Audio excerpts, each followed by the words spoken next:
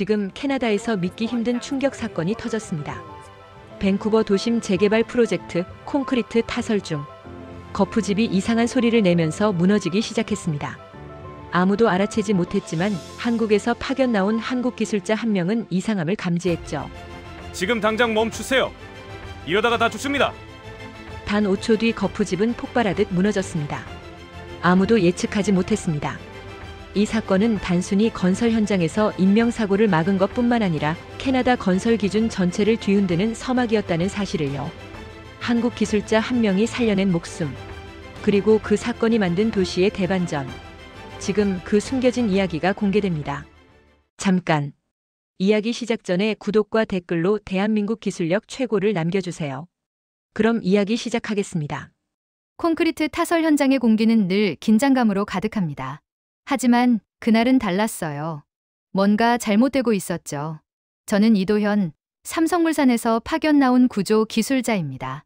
캐나다 밴쿠버 도심 재개발 프로젝트 현장에 온 지 사흘째였어요. 현장은 겉보기엔 평소처럼 분주했습니다.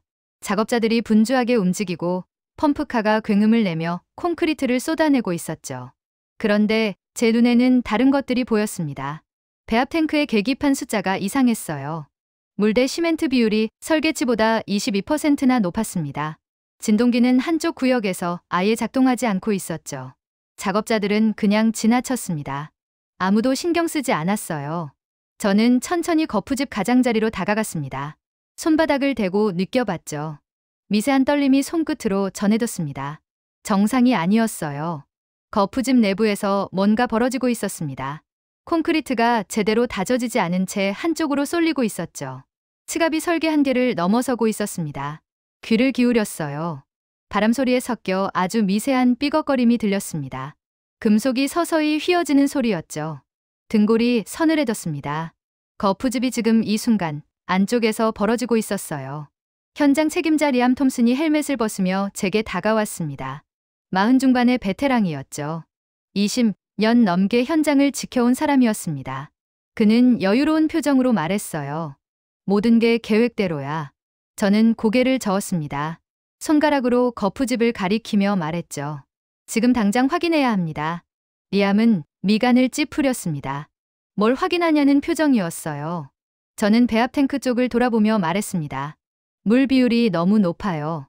진동 다짐도 제대로 안 되고 있습니다. 그는 피식 웃었습니다. 한국에서 온 기술자가 겁이 많다는 투였죠.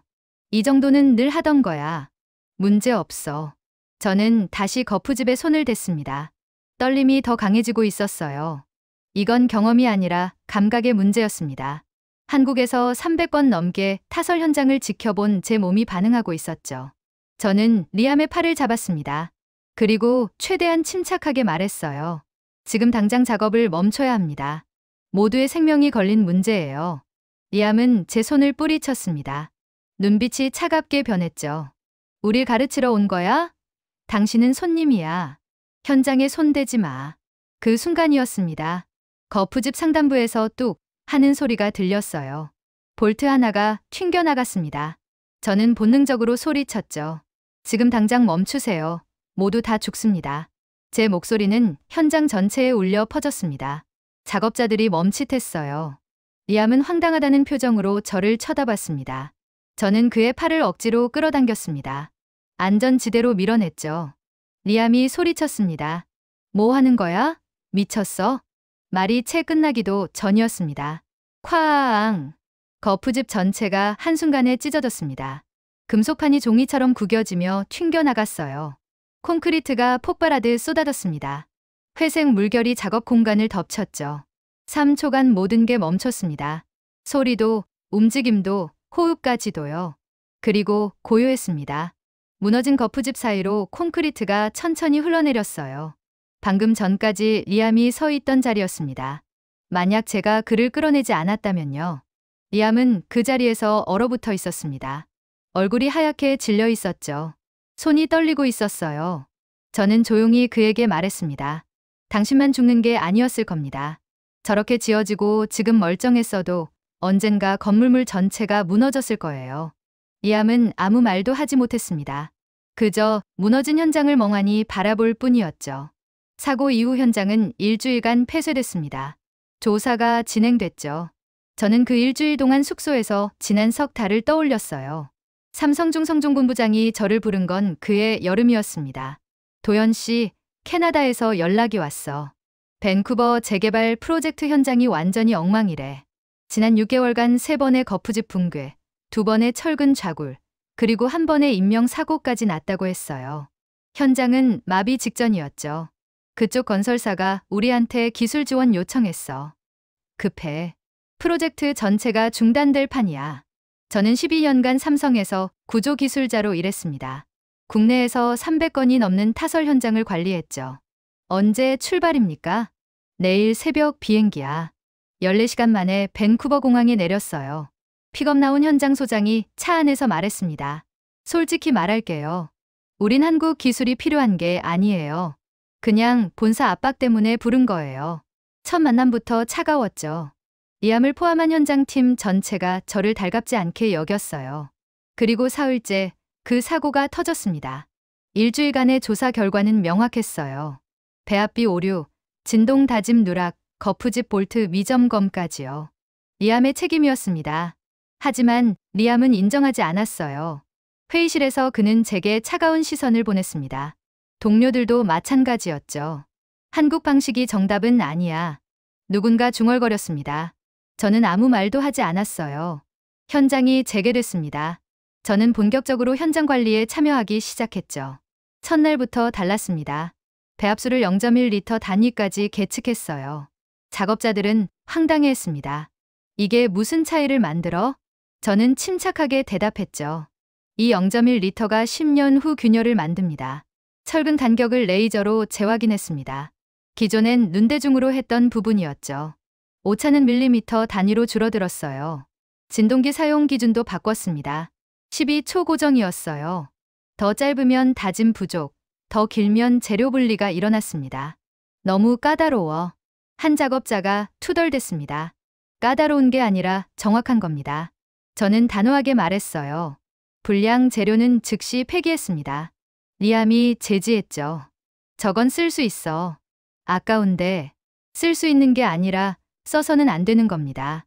저는 그 재료를 직접 트럭에 실었습니다. 안전 점검도 달라졌어요. 하루 3번 반복했습니다. 아침, 점심, 저녁이었죠. 현장 분위기는 점점 무거워졌습니다. 작업자들은 불만을 쏟아냈어요. 한국 방식은 너무 느려. 이렇게까지 해야 해. 리암은 여전히 거리를 뒀습니다. 제 지시를 따르긴 했지만 눈빛엔 반감이 가득했죠. 하지만 결과는 거짓말하지 않았습니다. 일주일이 지났어요. 타설한 기둥을 검사했습니다. 균열이 하나도 없었죠. 2주일이 지났습니다. 슬래브 평탄도를 측정했어요. 오차가 제로였습니다. 3주일이 지났습니다. 공정 지연도 없었죠. 오히려 예정보다 빨랐어요. 리암의 표정이 조금씩 변하기 시작했습니다. 어느 날 저녁이었어요. 그가 제게 다가왔습니다. 손에 검사 보고서를 들고 있었죠. 이게 진짜야? 저는 고개를 끄덕였습니다. 균열 제로, 오차 제로예요. 당신도 보셨잖아요. 리암은 보고서를 한참 들여다봤습니다. 그의 손이 미세하게 떨렸어요. 20년 했는데 이런 결과는 처음이야. 목소리에 떨림이 섞여 있었습니다. 저는 조용히 말했죠. 까다로운 게 아니라 정확한 겁니다. 한국은 이걸 기본으로 합니다. 리암은 아무 말 없이 고개를 숙였습니다. 다음 날부터 현장 분위기가 달라졌어요. 리암이 먼저 배합수를 재기 시작했습니다. 0.1리터까지요. 작업자들도 따라했죠. 진동기 사용 시간을 스스로 체크했습니다. 12초 정확하게요. 철근 간격을 레이저로 재확인하는 게 습관이 됐어요. 이제 알겠어. 이게 기술이구나. 한 작업자가 중얼거렸습니다. 하지만 리암의 눈빛엔 다른 감정이 자리 잡기 시작했어요. 두려움이었습니다. 어느 날 저녁 그가 제게 물었습니다. 당신은 언제까지 여기 있어? 파견 기간은 2달입니다. 이제 1달 남았어요. 리암의 얼굴이 굳었습니다. 당신이 떠나면 우린 다시 예전으로 돌아가는 거 아니야? 그 질문엔 절박함이 담겨 있었죠. 저는 잠시 침묵했습니다. 그리고 천천히 말했어요. 그건 당신들이 선택할 문제예요. 기술은 제가 떠나도 여기 남아 있습니다. 당신들이 지킬지 버릴지는 당신들 몫이죠.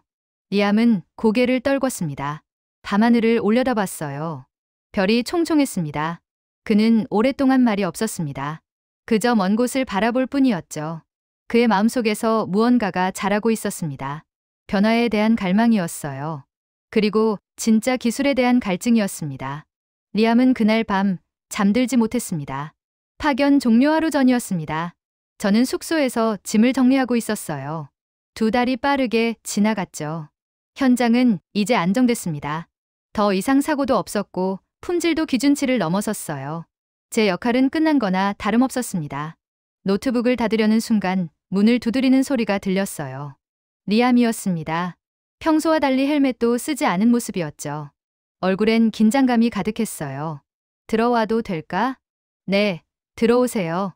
그는 천천히 방 안으로 들어왔습니다. 소파에 앉지도 않고 서 있더군요. 한참을 망설이다가 입을 열었습니다. 당신이 있는 동안만 안전하면 그건 진짜 기술이 아니잖아요. 저는 짐 정리하던 손을 멈췄습니다. 리암이 계속 말했어요. 솔직히 처음엔 당신이 싫었어요. 우릴 무시한다고 생각했죠. 20년 경력을 가진 내가 한국에서 온 누구한테 배워야 한다는 게 자존심 상했어요. 그의 목소리가 떨렸습니다. 하지만 지난 2달 동안 난 깨달았어요. 내가 배운 건 기술이 아니라 습관이었다는 걸요. 그냥 해오던 대로 하는 거였죠. 리암은 제 눈을 똑바로 바라봤습니다. 배우고 싶습니다. 제대로요. 저는 잠시 침묵했습니다. 그의 눈빛이 진심이라는 걸 알 수 있었어요. 그럼 한국으로 오세요. 리암이 눈을 크게 떴습니다. 저는 천천히 말을 이었죠. 기술은 책이 아니라 현장에서 배우는 겁니다. 한국 현장을 직접 보세요. 거기서 왜 우리가 이렇게 하는지 이해할 수 있을 거예요. 한국으로 가라고요? 네. 진짜 배우고 싶다면요. 리암은 한참을 말없이 서 있었습니다. 창밖을 바라보더군요. 가족이 있어요. 아내랑 딸이요. 얼마나 걸릴지 모릅니다. 최소 2달은 필요할 거예요. 리암은 고개를 끄덕였습니다. 생각해 볼게요. 그가 돌아서서 나가려는 순간 저는 말했습니다. 리암 씨, 그가 멈춰 섰어요. 당신은 좋은 기술자예요. 다만 더 나은 기준을 몰랐을 뿐이죠. 그걸 배우고 싶다면 기회는 열려 있습니다. 리암은 아무 말 없이 고개를 숙이고 방을 나갔습니다. 다음 날 아침 저는 공항으로 향했습니다. 현장팀이 전부 나와 있었어요. 배웅을 나온 거였죠. 악수를 나눴습니다. 처음 왔을 때와는 확연히 달랐어요. 그들의 눈빛에 존경이 담겨 있었습니다. 리암도 있었습니다. 그는 제게 다가와 손을 내밀었어요. 고마웠습니다. 잘 지키세요. 이제 당신들 거예요. 리암은 고개를 끄덕였습니다. 하지만 그의 눈엔 아직 불안함이 남아 있었죠. 저는 비행기에 올랐습니다. 창밖으로 밴쿠버 시내가 멀어졌어요. 2달간의 기억들이 스쳐 지나갔습니다. 그로부터 3주일이 지났습니다. 저는 서울 본사에서 다음 프로젝트 준비를 하고 있었어요. 어느 날 오후 이메일 한 통이 도착했습니다. 발신자는 리암 톰슨이었죠. 제목은 간단했어요. 결심했습니다. 이메일을 열었습니다. 도연 씨, 사표를 냈습니다. 가족과 이야기했어요. 아내가 말했죠. 당신 눈빛이 달라졌다고요. 뭔가 찾은 것 같다고요. 딸도 응원해줬습니다. 아빠가 더 나은 사람이 되는 거라면 괜찮다고요. 다음 주 화요일 인천공항에 도착합니다. 받아두시겠습니까? 저는 미소를 지었습니다. 즉시 답장을 보냈죠. 공항에서 뵙겠습니다. 화요일 오후 인천공항 입국장이었습니다. 사람들이 쏟아져 나왔어요. 그 중에 리암이 보였습니다. 큰 캐리어 2개를 끌고 나오는 모습이었죠. 얼굴엔 긴장과 기대가 섞여 있었어요. 우리는 악수를 나눴습니다. 잘 오셨습니다. 떨리네요. 리암이 솔직하게 말했습니다. 당연하죠. 새로운 시작이니까요. 차를 타고 서울로 향했습니다. 리암은 창밖을 계속 바라봤어요. 고층 빌딩들, 정돈된 도로들, 빠르게 움직이는 도시의 풍경을 보며 감탄했습니다. 이게 한국이군요. 네, 여기서 당신은 완전히 다른 세계를 보게 될 겁니다. 숙소에 짐을 풀고 저녁을 먹었어요. 리암은 여전히 긴장한 모습이었습니다. 내일부터 시작이에요. 준비됐습니까? 모르겠어요. 하지만 해야죠. 그날 밤 리암은 숙소 창문으로 서울의 야경을 바라봤습니다. 한강을 가로지르는 다리들, 끝없이 이어진 불빛들이요. 그는 천천히 심호흡을 했어요. 새로운 인생이 시작되고 있었습니다. 그의 손은 떨렸지만 눈빛은 이전과 달랐죠. 두려움보다 기대가 더 컸습니다. 창밖으로 펼쳐진 서울의 불빛들이 그를 기다리고 있었어요.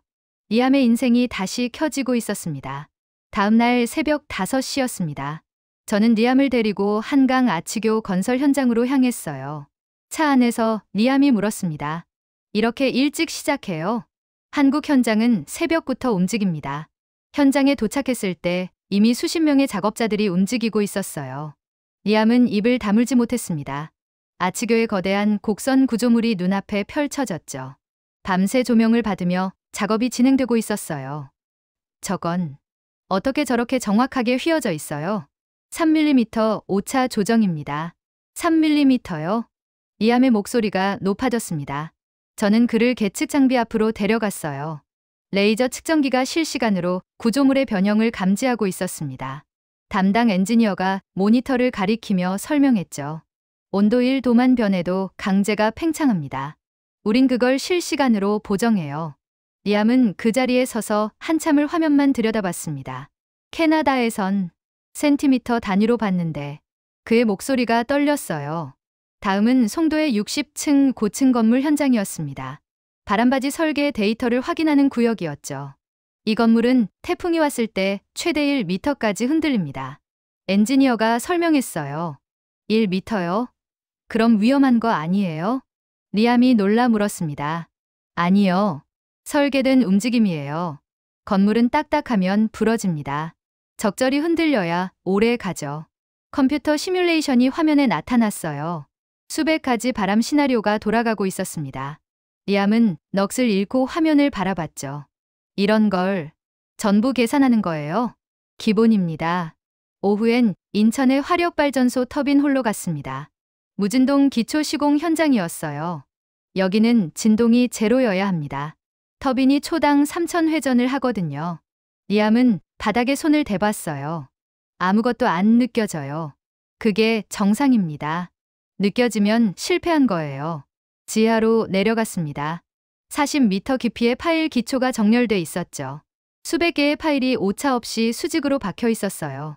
레이저, 유도, 시스템으로 박습니다. 기울기 오차는 0.01도 이하예요. 리암은 그 광경을 보며 입을 벌렸습니다. 이게 한국이구나.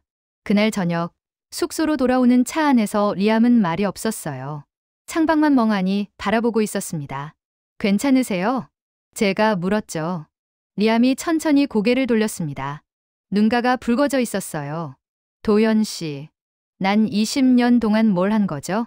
목소리가 갈라졌습니다. 캐나다에선 7번 검수하면 정밀하다고 칭찬받았어요. 여기선 하루에 7번이 기본이네요.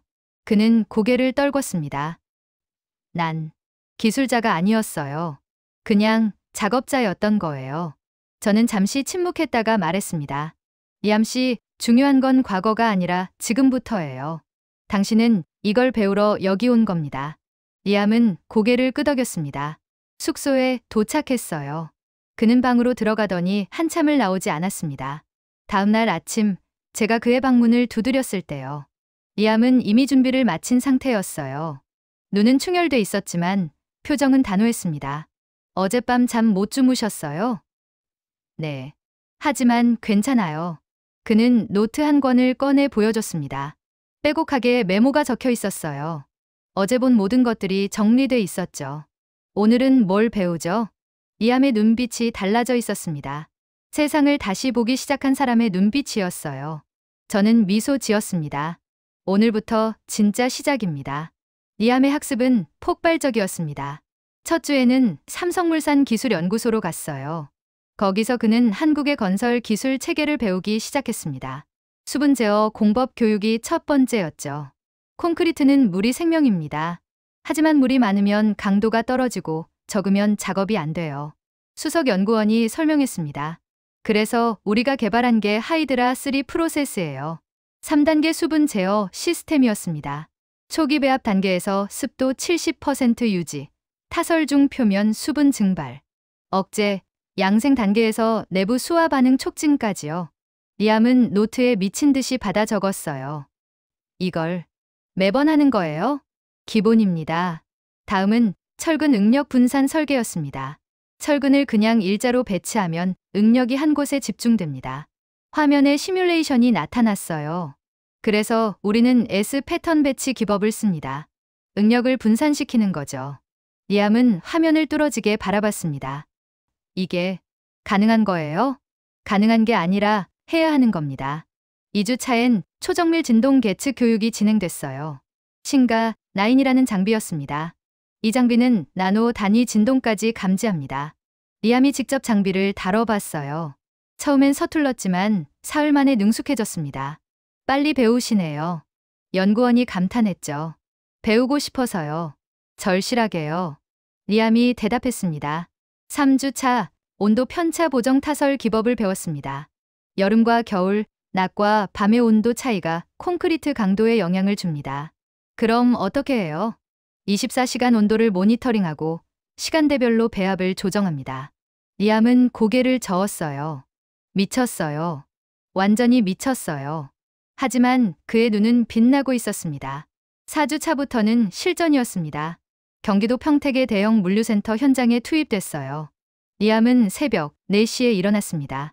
현장까지 2시간 거리였지만 그는 한 번도 지각하지 않았어요. 첫날 그는 배합 탱크 앞에 서서 계기판만 30분 동안 들여다봤습니다.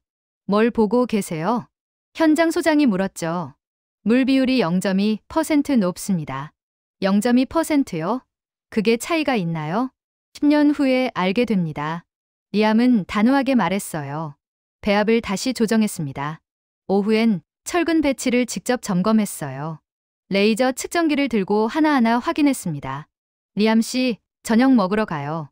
동료들이 불렀지만 그는 고개를 저었습니다. 이거 끝내고 갈게요. 밤 11시까지 현장에 남아 있었어요. 6주 차, 리암은 한국 엔지니어들 사이에서 화제가 됐습니다. 저 캐나다 사람, 진짜 미친 거 아니야? 새벽 4시에 연구소 문 두드렸대. 밤 11시에도 현장에서 측정하고 있더라. 하지만 그들의 목소리엔 존경이 섞여 있었어요. 저 열정이면 돼.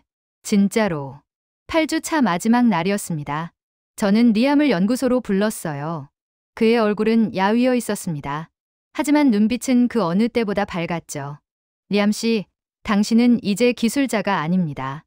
리암이 고개를 갸웃했어요. 저는 미소 지으며 말을 이었습니다. 당신은 이제 기준을 세울 사람입니다. 리암의 눈가가 붉어졌습니다. 고맙습니다, 도연 씨. 캐나다로 돌아가면 보여주세요. 당신이 배운 걸요. 리암은 고개를 끄덕였습니다. 생각해 볼게요. 그가 돌아서서 나가려는 순간 저는 말했습니다. 리암 씨. 그가 멈춰 섰어요. 당신은 좋은 기술자예요. 다만 더 나은 기준을 몰랐을 뿐이죠. 그걸 배우고 싶다면 기회는 열려 있습니다. 리암은 아무 말 없이 고개를 숙이고 방을 나갔습니다. 다음 날 아침 저는 공항으로 향했습니다. 현장팀이 전부 나와 있었어요. 배웅을 나온 거였죠. 악수를 나눴습니다. 처음 왔을 때와는 확연히 달랐어요. 그들의 눈빛에 존경이 담겨 있었습니다. 리암도 있었습니다. 그는 제게 다가와 손을 내밀었어요. 고마웠습니다. 잘 지키세요. 이제 당신들 거예요. 리암은 고개를 끄덕였습니다. 하지만 그의 눈엔 아직 불안함이 남아 있었죠. 저는 비행기에 올랐습니다. 창밖으로 밴쿠버 시내가 멀어졌어요. 2달간의 기억들이 스쳐 지나갔습니다. 그로부터 3주일이 지났습니다. 저는 서울 본사에서 다음 프로젝트 준비를 하고 있었어요. 어느 날 오후 이메일 한 통이 도착했습니다. 발신자는 리암 톰슨이었죠.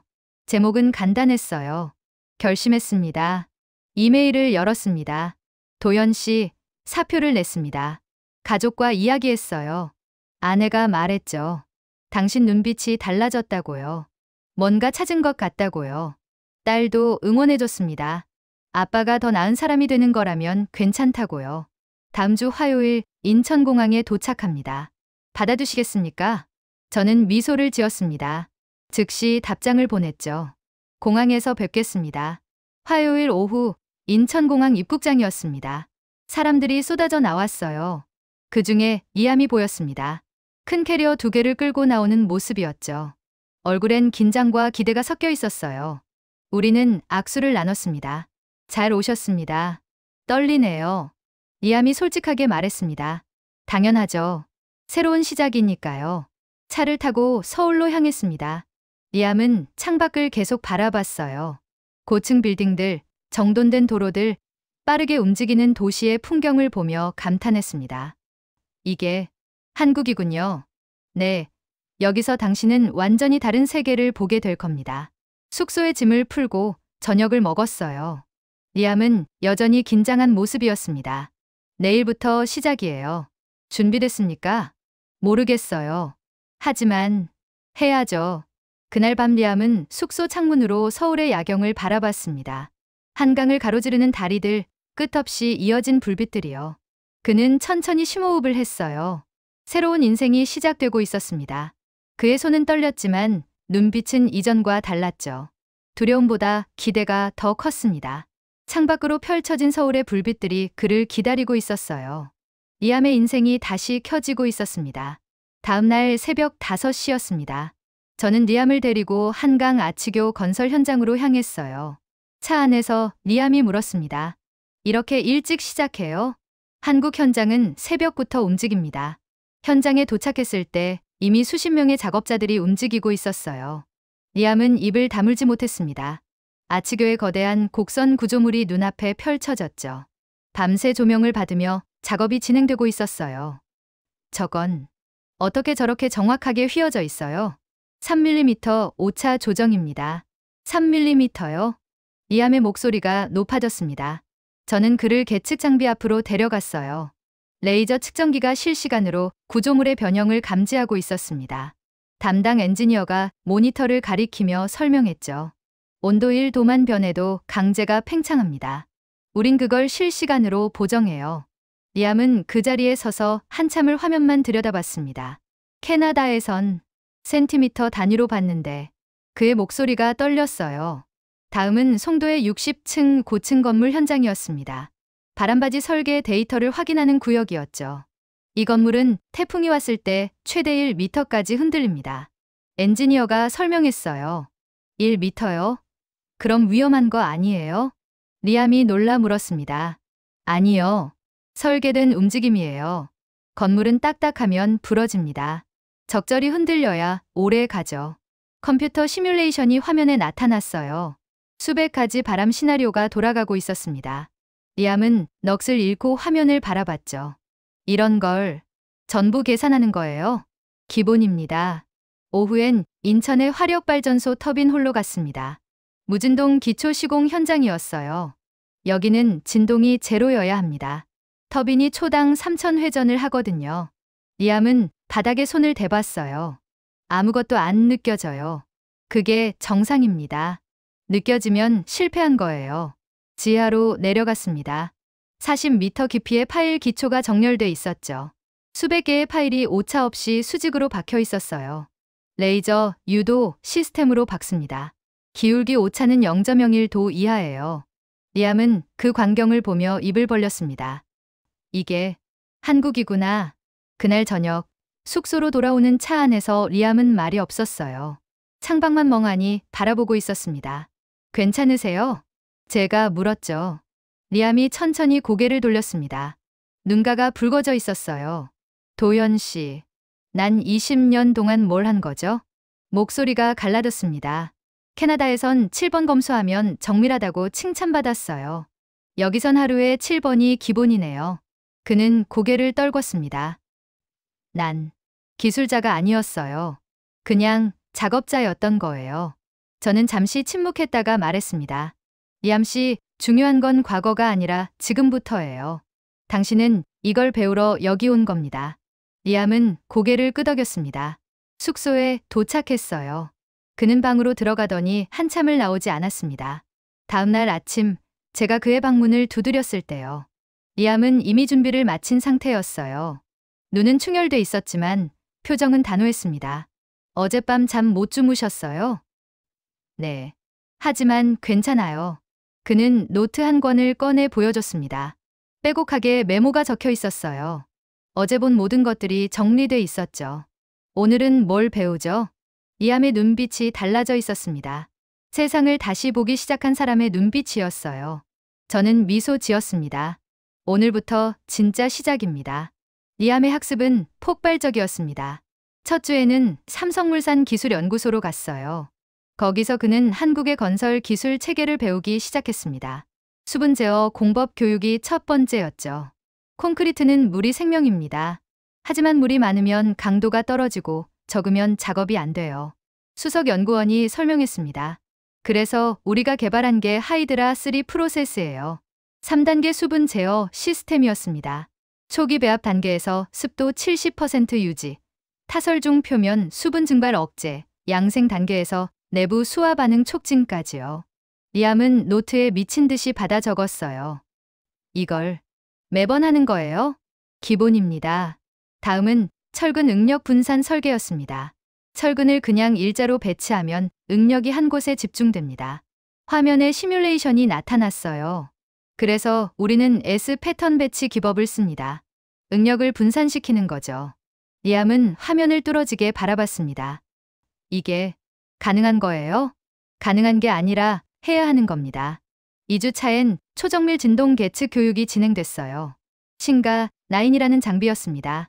이 장비는 나노 단위 진동까지 감지합니다. 리암이 직접 장비를 다뤄봤어요. 처음엔 서툴렀지만 사흘 만에 능숙해졌습니다. 빨리 배우시네요. 연구원이 감탄했죠. 배우고 싶어서요. 절실하게요. 리암이 대답했습니다. 3주 차 온도 편차 보정 타설 기법을 배웠습니다. 여름과 겨울, 낮과 밤의 온도 차이가 콘크리트 강도에 영향을 줍니다. 그럼 어떻게 해요? 24시간 온도를 모니터링하고 시간대별로 배합을 조정합니다. 리암은 고개를 저었어요. 미쳤어요. 완전히 미쳤어요. 하지만 그의 눈은 빛나고 있었습니다. 4주 차부터는 실전이었습니다. 경기도 평택의 대형 물류센터 현장에 투입됐어요. 리암은 새벽 4시에 일어났습니다. 현장까지 2시간 거리였지만 그는 한 번도 지각하지 않았어요. 첫날 그는 배합 탱크 앞에 서서 계기판만 30분 동안 들여다봤습니다. 뭘 보고 계세요? 현장 소장이 물었죠. 물 비율이 0.2% 높습니다. 0.2%요? 그게 차이가 있나요? 10년 후에 알게 됩니다. 리암은 단호하게 말했어요. 배합을 다시 조정했습니다. 오후엔 철근 배치를 직접 점검했어요. 레이저 측정기를 들고 하나하나 확인했습니다. 리암 씨, 저녁 먹으러 가요. 동료들이 불렀지만 그는 고개를 저었습니다. 이거 끝내고 갈게요. 밤 11시까지 현장에 남아 있었어요. 6주 차, 리암은 한국 엔지니어들 사이에서 화제가 됐습니다. 저 캐나다 사람, 진짜 미친 거 아니야? 새벽 4시에 연구소 문 두드렸대. 밤 11시에도 현장에서 측정하고 있더라. 하지만 그들의 목소리엔 존경이 섞여 있었어요. 저 열정이면 돼. 진짜로. 8주 차 마지막 날이었습니다. 저는 리암을 연구소로 불렀어요. 그의 얼굴은 야위어 있었습니다. 하지만 눈빛은 그 어느 때보다 밝았죠. 리암 씨, 당신은 이제 기술자가 아닙니다. 리암이 고개를 갸웃했어요. 저는 미소 지으며 말을 이었습니다. 당신은 이제 기준을 세울 사람입니다. 리암의 눈가가 붉어졌습니다. 고맙습니다, 도연 씨. 캐나다로 돌아가면 보여주세요. 당신이 배운 걸요. 리암은 고개를 끄덕였습니다. 그의 손엔 60일간 작성한 노트 5권이 들려 있었어요. 한국에서의 모든 것이 담겨 있었습니다. 2달 후 리암은 밴쿠버로 돌아왔습니다. 공항에서 아내와 딸이 마중 나왔어요. 여보, 얼굴이 달라졌어요. 아내가 말했습니다. 뭔가 찾은 것 같아 보여요. 리암은 미소 지었습니다. 응, 찾았어. 다음 날 그는 예전 현장으로 향했어요. 하지만 복직이 아니었습니다. 새로운 시작을 위해서였죠. 현장 사무실 문을 열었을 때 동료들이 모여 있었습니다. 콜이라는 선임 기술자가 비웃으며 말했어요. 한국에서 뭐 좀 배웠다고 여길 바꿀 수 있을 줄 아나? 리암은 침착하게 대답했습니다. 바꿀 수 있는지 없는지는 결과가 말해줄 거예요. 큰 소리치네. 뭘 어떻게 바꾸겠다는 거야? 오늘부터 이 현장은 한국 기준으로만 움직입니다. 사무실이 조용해졌어요. 한국 기준, 우린 캐나다야. 콜이 코웃음 쳤습니다. 안전과 품질의 국경은 없습니다. 리암은 단호했어요. 첫날부터 전쟁이 시작됐습니다. 아침 회의에서 리암이 말했어요. 오늘부터 배합수는 0.1리터 단위로 계측합니다. 미쳤어. 그게 무슨 차이를 만드는데? 10년 후 균열이 생기지 않는 차이요. 철근 간격은 레이저로 재확인합니다. 시간 낭비야. 시간 낭비가 아니라 생명 보호입니다. 진동기는 12초 고정입니다. 왜 하필 12초야? 그게 최적 다짐 시간이니까요. 작업자들은 투덜댔지만 리암은 물러서지 않았어요. 그는 도연을 떠올렸습니다. 까다로운 게 아니라 정확한 겁니다. 도연이 했던 말이었죠. 일주일이 지났습니다. 첫 번째 기둥이 완성됐어요. 검사 결과 균열 제로였습니다. 콜이 보고서를 보며 중얼거렸죠. 운이 좋았나 보네. 운이 아니라 기술입니다. 리암이 조용히 말했어요. 2주일 차 슬래브 타설이 진행됐습니다. 리암은 밤새 온도를 모니터링했어요. 새벽 2시 온도가 떨어지자 즉시 보온 조치를 했습니다. 다음 날 아침 평탄도를 측정했죠. 5차1mm였습니다. 이게 어떻게 가능하지? 한 작업자가 놀라 물었어요. 밤새 온도 관리했습니다. 밤새 자지도 않았어? 잠보다 중요한 게 있습니다. 3주일 차 현장 분위기가 달라지기 시작했어요. 작업자들이 스스로 배합수를 재확인했습니다. 철근 간격을 레이저로 측정하는 게 습관이 됐죠. 진동기 사용 시간을 타이머로 체크했어요. 콜조차 변하기 시작했습니다. 리암, 이거 진짜 되네. 처음부터 되는 방법이었어요. 우리가 안 했을 뿐이죠. 4주일 차 프로젝트 매니저가 현장을 방문했습니다. 품질 보고서를 봤는데 이게 정말 이 현장 맞나요? 네, 맞습니다. 리암이 대답했어요. 균열 제로, 오차 1mm, 공정 지연 제로. 어떻게 한 거죠? 한국에서 배웠습니다. 매니저는 고개를 끄덕였습니다. 계속하세요. 당신이 하는 대로요. 6주일이 지났습니다. 프로젝트는 예정보다 2주일 빨리 끝났어요. 품질은 캐나다 건설 역사상 최고 수준이었습니다. 71차 준공 검사일이었습니다. 정부 검사관들이 현장에 도착했어요. 그들은 하나하나 꼼꼼히 살폈습니다. 기둥, 슬래브, 철근, 마감까지요. 검사가 끝나고 수석 검사관이 말했습니다. 30년 검사했지만 이런 품질은 처음 봅니다. 감사합니다. 리암이 고개 숙였어요. 어떻게 한 겁니까? 한국 기준을 따랐습니다. 검사관이 눈을 크게 떴습니다. 한국 기준이요? 네. 한국에서 2달간 배웠습니다. 검사관은 고개를 끄덕이며 기록했어요. 다음 날 지역 언론이 달려왔습니다. 한국 공법이 캐나다 건설의 기준을 바꾸다. 헤드라인이 나갔어요. 기적의 71일, 도시를 살린 캐나다 기술자. 리암의 사진이 신문 일면에 실렸습니다. 방송국 인터뷰 요청이 쏟아졌어요. 어떻게 이런 성과를 낸 겁니까? 리포터가 물었습니다. 리암은 카메라를 똑바로 바라보며 말했어요. 한국은 저에게 기술이 아니라 철학을 가르쳐줬습니다. 빠르게 짓는 게 아니라 오래 가도록 짓는 법을요. 한국 건설의 특별한 점이 뭡니까? 디테일입니다. 0.1리터의 물, 1mm의 오차, 12초의 진동까지 신경 씁니다. 그게 쌓여서 100년 가는 건물이 되는 거죠. 방송이 나간 후 반응이 폭발했습니다. 다른 건설사들이 연락해 왔어요. 우리 현장도 한국 방식으로 해줄 수 있나요? 컨설팅 가능한가요? 리암은 놀랐습니다. 이렇게까지 반응이 클 줄 몰랐죠. 현장 준공식 날이었습니다. 시공무원들, 건설사 임원들, 언론까지 모두 모였어요. 리본 커팅이 진행됐습니다. 박수가 터졌죠. 그때 콜이 리암에게 다가왔습니다. 리암. 네. 콜. 콜은 잠시 망설이다 말했어요. 내가 틀렸어. 리암이 고개를 들었습니다. 처음에 널 비웃었잖아. 한국에서 뭘 배웠냐고. 근데 난 틀렸어. 넌 진짜 배워왔더라. 콜이 손을 내밀었어요. 리암은 그 손을 잡았습니다. 고마워요. 콜. 당신도 잘 따라줬어요. 아니야. 난 그냥 내가 하는 걸 봤을 뿐이야. 준공식이 끝나고 리암은 혼자 건물을 바라봤습니다. 71일 만에 완성된 건물이었어요. 캐나다 최초의 한국식 건설 기준으로 지어진 타워였습니다. 그의 눈에 눈물이 맺혔어요. 해냈어. 정말 해냈어. 그날 밤 리암은 도연에게 이메일을 보냈습니다. 도연 씨, 해냈습니다. 당신이 가르쳐준 대로 했고 모두가 놀랐습니다. 이제 캐나다도 바뀌기 시작했어요. 당신 덕분입니다. 고맙습니다. 준공식 일주일 후였습니다. 리암은 공항으로 향했어요. 특별한 손님을 마중하러 갔죠. 도착 게이트에서 사람들이 쏟아져 나왔습니다. 그 중에 도연이 보였어요.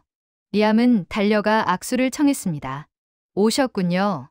초대받았으니까요. 도연이 미소 지었습니다. 차를 타고 현장으로 향했어요. 많이 바뀌었어요. 도연 씨. 정말 많이요. 당신이 바꾼 거죠. 아니요. 당신이 가르쳐준 걸 따랐을 뿐이에요.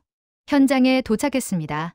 도연은 차에서 내려 건물을 천천히 올려다봤어요. 한참을 말없이 바라보더니 고개를 끄덕였습니다. 잘 지었네요. 리암의 가슴이 벅차올랐습니다. 가까이 가보시겠어요? 네. 두 사람은 건물로 들어갔어요. 도연은 기둥을 손으로 쓰다듬었습니다. 바닥을 살폈죠. 천장을 올려다봤어요. 아무 말도 하지 않았지만 그의 눈빛에 모든 게 담겨 있었습니다. 만족이었어요. 그리고 자부심이었습니다. 리암 씨. 네. 이 건물은 100년 갑니다. 리암은 눈시울이 붉어졌어요. 고맙습니다. 그날 저녁 작은 환영 파티가 열렸습니다. 현장팀 전체가 모였어요. 콜이 도연에게 다가와 말했습니다.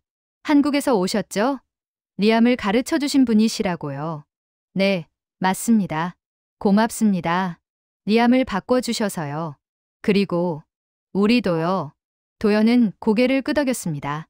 리암이 스스로 바뀐 겁니다. 저는 방향만 알려줬을 뿐이에요. 파티가 무르익었을 때 리암이 앞으로 나섰습니다. 사람들이 조용해졌어요. 리암은 한국어로 말했습니다. 서툴렀지만 진심이 담겨 있었죠. 도연 씨, 감사합니다. 당신이 제 인생을 세웠습니다.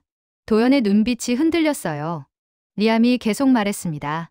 그리고 이 도시도 한국이 세워준 겁니다. 박수가 터져 나왔습니다. 도연은 조용히 박수에 답했어요. 파티가 끝나고 두 사람은 건물 옥상에 올라갔습니다. 밴쿠버 야경이 펼쳐졌어요. 도연 씨, 질문 하나 해도 될까요? 그러세요. 왜 저를 도와주신 겁니까? 처음 만났을 때 전 당신을 거부했잖아요. 도연은 잠시 침묵하다 말했습니다. 기술은 나누라고 있는 겁니다. 혼자 갖고 있으면 죽지만 나누면 잘하죠. 그게 한국의 방식인가요? 글쎄요. 제 방식이에요. 리암은 미소 지었습니다. 전 이제 그 방식을 따르겠습니다. 여기 캐나다에서요. 잘하실 겁니다. 다음 날 도연은 공항으로 떠났어요. 리암이 배웅 나왔습니다. 또 오실 거죠? 필요하면요. 필요 없을 때도 와주세요. 도연은 웃으며 고개를 끄덕였습니다. 그러죠. 악수를 나눴어요. 도연이 게이트로 들어갔습니다. 리암은 그 모습이 사라질 때까지 지켜봤어요. 그로부터 6개월이 지났습니다. 캐나다 건설업계가 변하기 시작했어요. 리암의 방식을 도입하는 현장이 늘어났습니다. 한국식 품질 관리라는 용어가 업계 표준이 됐죠. 대학에서 리암에게 강의를 요청했어요. 한국 건설 기술의 실재라는 제목이었습니다. 첫 강의 날 강의실이 가득 찼어요. 학생들뿐 아니라 현직 기술자들까지 몰려왔습니다. 리암은 단상에 섰어요. 그리고 말했습니다. 여러분, 저는 20년간 건설 일을 했습니다. 하지만 진짜 기술을 배운 건 겨우 60일이었어요. 강의실이 조용해졌죠. 한국은 저에게 가르쳐줬습니다. 빨리 짓는 게 아니라 오래 가도록 짓는 법을요. 크게 짓는 게 아니라 안전하게 짓는 법을요. 강의가 끝난 후 한 학생이 손을 들었습니다. 교수님, 한국은 어떤 나라인가요? 리암은 잠시 생각하다 대답했어요. 한국은 디테일의 나라입니다. 0.1리터까지 신경 쓰는 나라죠. 그게 쌓여서 세계를 바꾸는 나라예요. 그날 밤 리암은 도연에게 다시 이메일을 보냈습니다. 도연 씨, 오늘 첫 강의를 했습니다. 학생들이 한국에 대해 물었어요. 전 대답했습니다. 한국은 세계의 기준을 바꾸는 나라라고요. 그리고 당신은 제 인생의 기준을 바꿔준 사람이라고요. 서울의 도연은 그 이메일을 읽으며 미소 지었습니다. 창밖으로 한강이 보였어요. 수많은 다리들이 불빛을 밝히고 있었죠. 그 다리들도 그 건물들도 모두 누군가의 땀과 기준으로 세워진 것들이었습니다. 도연은 답장을 썼어요. 리암 씨, 당신이 자랑스럽습니다. 이제 당신도 누군가의 기준이 되어주세요. 제가 당신에게 그랬던 것처럼요. 북미 최초의 한국식 건설 타워는 그렇게 기준이 됐습니다. 세계는 물었습니다. 어떻게 도시가 다시 섰냐고요. 캐나다는 대답했습니다. 우리는 한국에서 배웠다고요. 시청해주셔서 감사합니다. 지금까지 감동 뉴스 TV였습니다. 구독과 좋아요, 댓글은 영상 제작에 정말 큰 힘이 됩니다.